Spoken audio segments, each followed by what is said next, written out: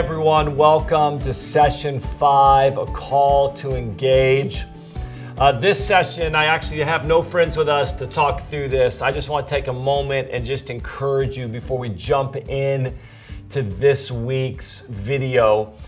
I really do believe that God has a call in your life. The reason why we're doing these sessions, the reason why I wrote a book was because I believe God has a call in your life. I believe that you are an integral part of what God wants to do in the earth. And I really have a heart to see you step into the fullness of all that God has for you. And I believe that happens when you engage the call to be who God's called you to be and to do what God's called you to do. We're going to talk in this session about personal responsibility. The call to engage is going to be dependent on your life stepping up and stepping out. In fact, we're going to just end these 5 weeks by this session. And I just want to encourage you, man, do the things that God has put on your heart. Whatever you do, even if it's a small step, don't ever underestimate the significance of that small step towards what God has called you to be and to do. And just know this, and I know this may sound a little bit cheesy, and we've been with you for 5 weeks and just trying to jump in and join you on this online journey. But know this, I am for you. I am believing God to do great things in and through you, and very much believe that we are going to see the church arise in this hour. I am praying for revival in America. I'm praying for revival in the nations of the earth. And I am convinced that revival is connected to believers that embrace the call of God on their life, that don't just applaud it or look at it from a distance, but decide to get up and engage it. That cities are going to be transformed. Culture is going to be impacted. Souls are going to be saved. The harvest is going to come in because believers just like you decided to be who God's called them to be and decided to do what God has called them to do. And I'm really praying that there is a fresh level of grace that comes into your life as we wrap up these 5 sessions and these 5 weeks. And just know this, I am with you in this. I want to be the armor bearer in this story, and I want to come alongside you and say, do all that is in your heart. It's going to take courage. It's going to take faith. It's going to take holiness.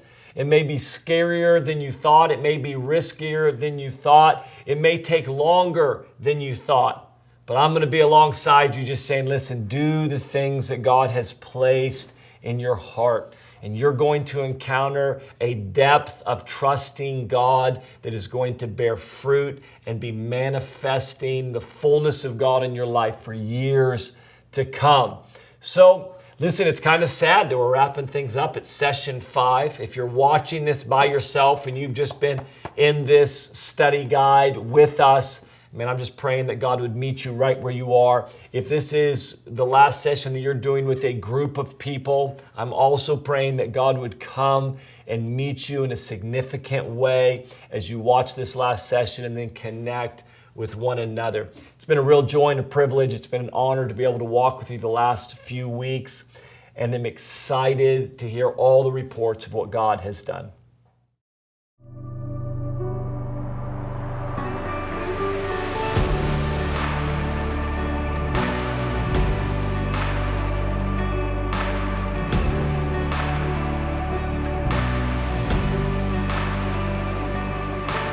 You know, the end of the journey for Jonathan and his armor bearer found them climbing to the top of the hill and taking on the Philistines. And of course, as God always does, he came through in great victory. The army of the Israelites were rallied together to come. Courage was instilled in men and women to see victory that day.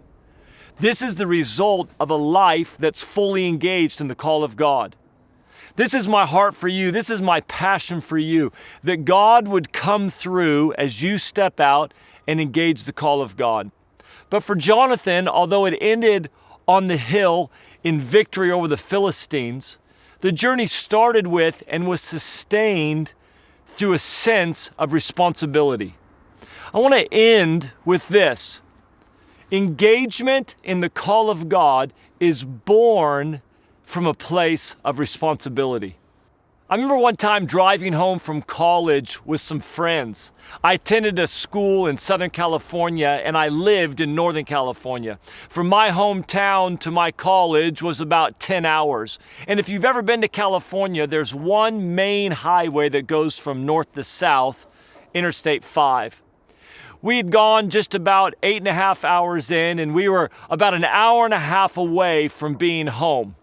We were in my friend's Pete's truck, and he was driving, I was in the middle seat, and Steve, our other friend, was in the passenger seat. And we pulled over to get gas, and we pulled up to the gas pump, and we got out, and Pete went in and paid for the gas, and I went to the restroom, and Steve was getting snacks, and we finished up there, got all the stuff done that we needed to get done, and got back in the car and drove off. About 15 or 20 minutes down the freeway, all of a sudden the truck just kind of began to sputter and stopped. We kind of coasted to the side and got on the side of the freeway, and you can imagine being cooped up in a truck for that long. We were a little bit frustrated, ready to be home, wondering what was going on. And I looked at the temperature gauge and it looked fine, and the oil gauge and it looked fine. And then I looked at the gas gauge and it was on empty. And I turned to Pete, I said, "Pete, did you put gas in the truck at the gas station?" He said, "No, I went inside and was paying for it. I thought Steve was putting it in." I turned to Steve and said, "Steve, did you put gas in the truck at the gas station?" He said, "No, I was in getting snacks. I thought you did, Banning." And they both looked at me. I said, "Don't look at me. I thought Pete was. I was using the restroom." We'd actually driven up to the gas station, pulled up to the gas pump, gone in and paid for the gas, used the restroom, got the snacks, got in the car, and drove off without ever getting gas. We all thought somebody else was going to put gas in the truck. None of us had taken responsibility to do the main thing that we were there for. This journey that God has invited you on, this stirring and awakening in your heart that has caused you to stand up and begin to move towards the things that God has called you to, it is born from a place of responsibility. Jonathan lived with a sense of responsibility. He didn't have to get up and move towards the Philistines. It was a sense of responsibility for his nation. It was a sense of responsibility for the call in his life. It was a sense of responsibility for those around him that got him to get up and move towards the Philistines. Nobody would have blamed him if he didn't go and take on the army of the Philistines. He wasn't the leader of that army, but he did. He was willing to sacrifice. He was willing to pay whatever price necessary to see victory come that day. You see, people that live with a sense of responsibility live differently. If you've ever had children, you'll understand this, that if I was to stay at a friend's house who had a small child and in the middle of the night that child woke up crying, I would find some earplugs, I'd get a pillow, I'd put it on my ear and I'd roll over and go right back to sleep. Because that child's not my child, it's their child and it's their responsibility. But if I was at my house and my child woke up in the middle of the night, I don't roll over and go back to bed. I don't put a pillow on my head trying to block out the sound of the cry. I get up and I go in and I see what's going on because I have a sense of responsibility for my own children. I can't tell you this enough and I can't challenge you enough. If you are going to engage the call of God in your life, if you are going to engage who God has called you to be, if you're going to engage what God has called you to do, you will have to live with a sense of responsibility. People that live with a sense of responsibility are not turning and looking the other way. They aren't thinking that somebody else is going to do it. We are called to live with a sense of responsibility and ownership for our life, for our city, for our family and our friends and our workplace and our campus. And when you live with a sense of responsibility, you are willing to sacrifice, you are willing to move forward no matter what the cost. When you got saved, you became a follower of Jesus. And as a follower of Jesus, there are certain things that He asks of you. He asks that you would take care of the poor. He asks that you would share your faith, that you would disciple. He asks that you would be generous, that you would pray. There are things that we are called to take care of orphans and widows. This is a call that's on every believer's life. And on top of that, there's a call that's unique to your life.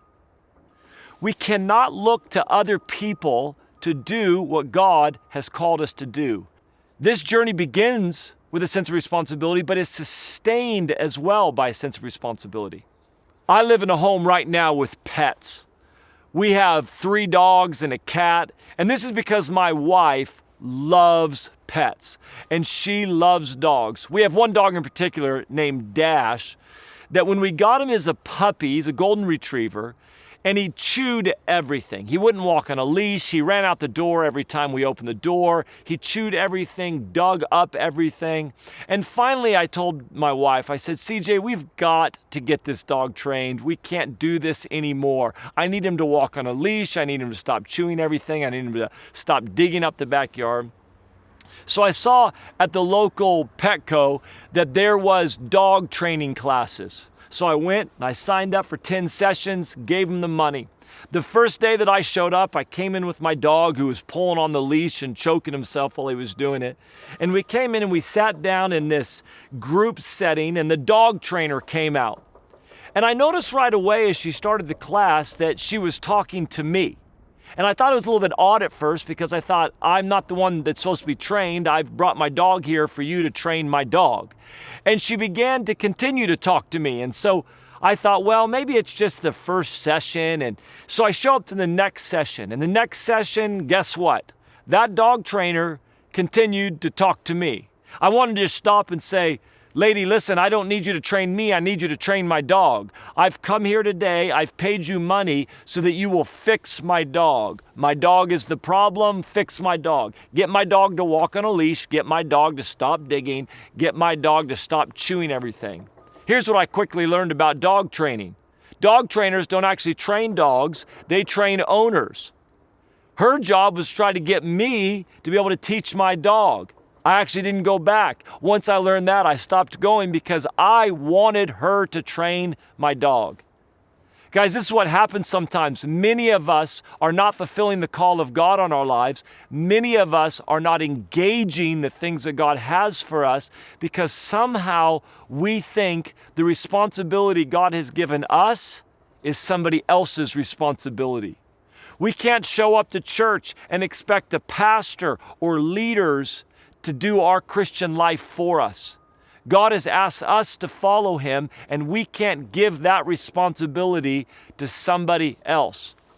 I think so many times in life, we're a little bit like me going to the dog trainer. There are things that God has asked us to do. There are things that God has made us responsible for. There are things that God has called us into, and yet somehow they're not being accomplished. Somehow we're not moving towards them because somewhere we believe that it's somebody else's responsibility. It's somebody else's responsibility to reach my neighborhood. It's somebody else's responsibility to impact my workplace. It's somebody else's responsibility to see my life grow and become healthy. Can I challenge you on this last session about this thing? You're going to engage the call of God in your life, and you're going to be most fulfilled and you're going to be most satisfied when you understand that it's not somebody else's responsibility, it's your responsibility. I can tell you for me, I don't want somebody else living my Christian life for me. I don't want somebody else doing the things that God has called me to do. This is the joy of following Jesus, is to be able to follow Him and do the things that He has asked of me. The 3-mile walk that we've been talking about, ultimately it's about following Jesus. My heart for you is that you would be fully alive in your relationship with Jesus. I see so many people that are not satisfied and they're not fulfilled and they feel like they're missing something in their walk with God simply because they haven't stepped out, they haven't taken the risk, they haven't engaged the call of God in their life. You were created to follow Jesus. You are at your best when you're following Jesus. This is what the 3-mile walk is about, and Jesus doesn't call us with details. There are ups and there are downs. There are hard times, there are good times. But when Jesus called the disciples, He didn't call them with details. He simply called them with a promise. He said, if you follow me, I will make you fishers of men. What he promised them was this: I'm going to shape and mold you. You're going to become someone. And then they went on to change the world with Jesus. This is your destiny. This is your call, that God is inviting you on a journey with him.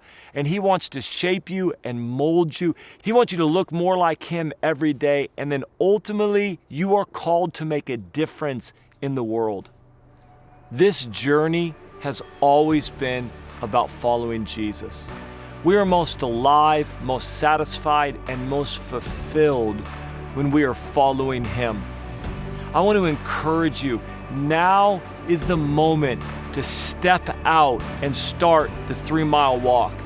Now is the moment to say yes and embrace a life of holiness, to allow God to set you apart for his purposes and his plans. Now is the moment to position your life to live with courage. And now is the moment to be diligent about the pilot light of faith, to allow hope to be poured out in your heart so that you can walk in faith. God has a call on your life. He is calling you to be someone, and he is calling you to do something. And now is the moment to step out on the 3-mile walk.